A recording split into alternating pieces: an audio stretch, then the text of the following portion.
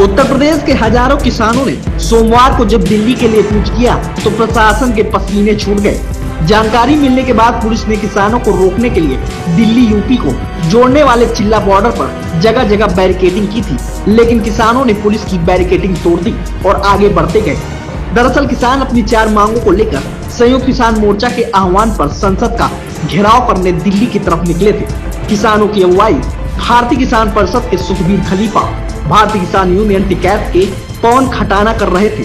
सोमवार दोपहर 12 बजे किसान नोएडा के महामाया फ्लाईओवर के पास इकट्ठा हुए। इसके बाद हजारों की संख्या में किसान आगे बढ़ने लगे, लेकिन पुलिस ने राष्ट्रीय दलित प्रेरणा स्थल पर सभी किसानों को आगे जाने से रोक दिया।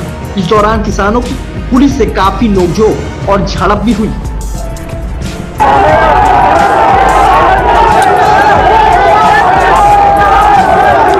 किसानों की बढ़ती भीड़ को देखते हुए करीब 4000 पुलिस कर्मियों को सड़क पर उतार दिया गया। वज्रवाहन और आरएएफ के जवान तैनात किए गए।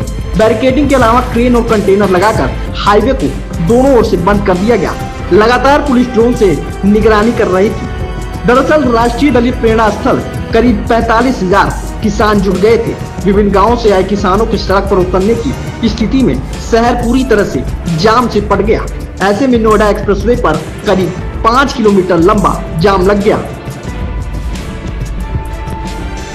किसानों के आंदोलन शुरू होने के बाद गाजियाबाद, नोएडा और यमुना प्राधिकरण से किसानों की लगातार बातचीत होती रही। कई घंटों तक बातचीत चलने के बाद ग्रेटर नोएडा और यमुना प्राधिकरण के अधिकारियों ने समस्या के समाधान के लिए 1 हफ्ते का समय मांगा है। बैठक में यमुना प्राधिकरण के ओएसडी शैलेंद्र सिंह, नोएडा प्राधिकरण के एसीईओ महेंद्र प्रसाद और ग्रेटर नोएडा प्राधिकरण के ओएसडी मौजूद रहे। इसके अलावा पुलिस प्रशासन के अधिकारी भी बातचीत में शामिल हुए।